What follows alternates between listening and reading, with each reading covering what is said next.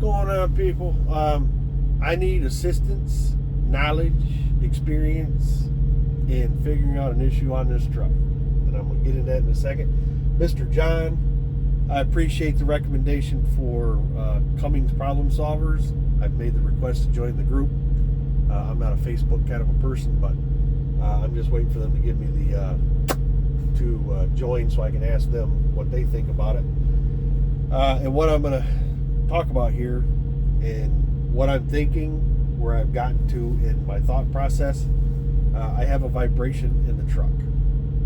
It occurs at 66 to 69 mile an hour is when it is the worst. 68, 69 is really, I mean, it's prevalent. This whole dash just gets to shaking. It almost, feels like you just lost a tire almost in this thing. But what's weird about it is it happens. I can be on flat ground. Generally, you notice it climbing a hill because that's when you're hardest on the pedal. But even on flat ground, if I slow down and I hammer the pedal and just take it up to 70, as soon as it gets in that 66 to 69 range, the vibration is just unreal. Above 70, and I've had it above 70, about 72-ish, just to see if it goes away or if it stays. You can still slightly feel it above 70, but it's not shaking the truck nowhere near what it is in that range. It's about 1200 RPM to 1350. That's, in this truck, the way it's set up, that 66 to 69-ish range is where it's showing itself. If you get to 66 or below 66, it goes away completely. You can be on the hammer all you want. It can downshift. RPMs can jump. It doesn't matter. You don't feel it anymore. So for me, that rules out a clutch. And the reason I say that is, if there's a clutch issue, say that clutch is having issues, not holding, clamping force is weakened, or you got a bad pressure plate or something to that effect, where the clutch is just not fully engaging itself.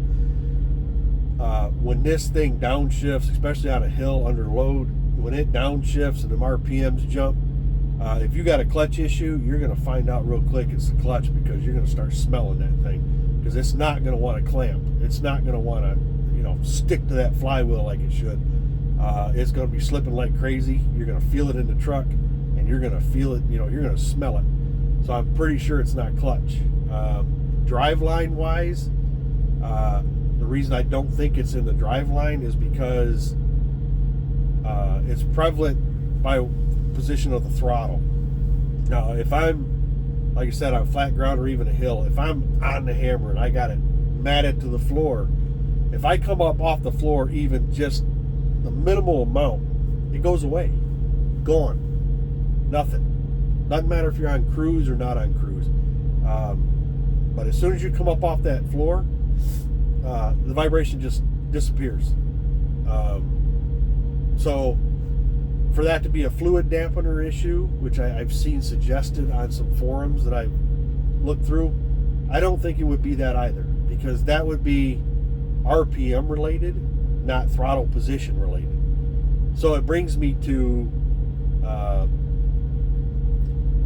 injector, throttle position sensor, maybe cam and crank position sensor, or even possibly turbo.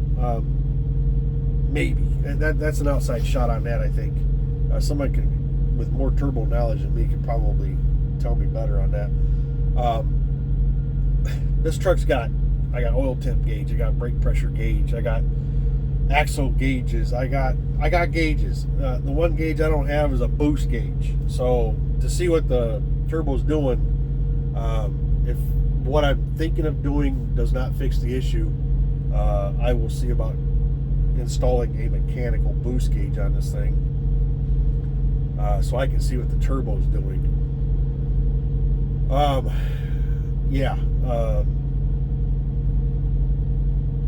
But yeah, I was talking to Mr. John, the gentleman I mentioned earlier, subscriber. Talk to him all the time. Really good guy.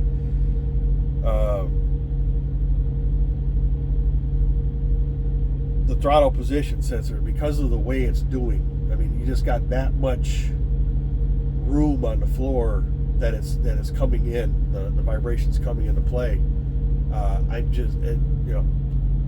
We both kind of, throttle position sensor may be an issue. So we're gonna, I don't know what a throttle position sensor costs, but I know the crank and cam sensors are not that expensive. So I might just go ahead and replace all three and see if it rectifies. I know Cummins recommended service numbers, levels, times, something. Service is what I'm trying to say. Overhead, and I believe the the main bearings in this thing are suggested being replaced at $500,000. So next oil change, I may look at getting that done. Then I might do the overhead myself. I don't know. We'll see. I've watched plenty of videos on doing that. I'm pretty sure, confident in my abilities that I could probably do that without screwing it up. Yeah. So, yeah, anybody got any suggestions? Anybody had any experience with this exact issue? Please let me know if you got any suggestions on a direction to look that I haven't looked yet. Please, by all means, let me know. Other than that,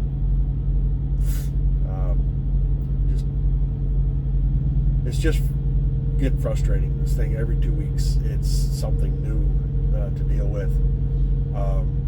I am seriously considering selling the truck. I would not sell it with the vibration issue that it's having. That would be rectified prior to that, for sure.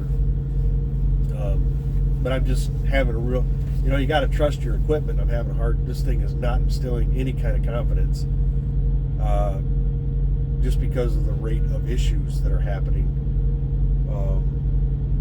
I don't want, I might as well just go buy a brand new truck if I'm going to rebuild this one completely.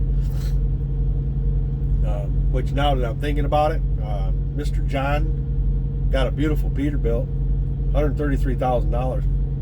Yeah, $40,000 more. I could have had a brand new truck. I should have just done that instead of buying this used thing here. But yeah, you think you're saving yourself money, and in the long run, you're really not. I got so lucky on Big Red. That truck was such a good truck. As far as I can tell, the gentleman owns it now. It's still a good truck, making them money and not causing them headaches. Sometimes you win, sometimes you lose, and unfortunately, I think on this purchase, I lost. But anyway, I'm gonna go change these. I bought some new glad hand seals. I bought some new ones at TA in Michigan. Just a suggestion for anybody. The little blue and red ones you see, they look really neat, and they match your glad hands because they're blue and red. But they're slightly smaller in diameter and Don't buy them. They're garbage. They are garbage. What I've noticed is when you put the glad hand seal on, because they are a little thicker, it tries to push them into the glad hand. So I have to keep popping the blue one back out. It is sealing for now, but I'm not going to take a chance on it deciding not to seal, especially driving on the road. So I'm going to go out and I bought 2 sets of these at Love's when I went and took a shower this morning, and I'm going to put these in and go from there. So any help, any suggestions would be greatly appreciated. But as always, I appreciate you guys taking time. Be safe. We'll talk to you.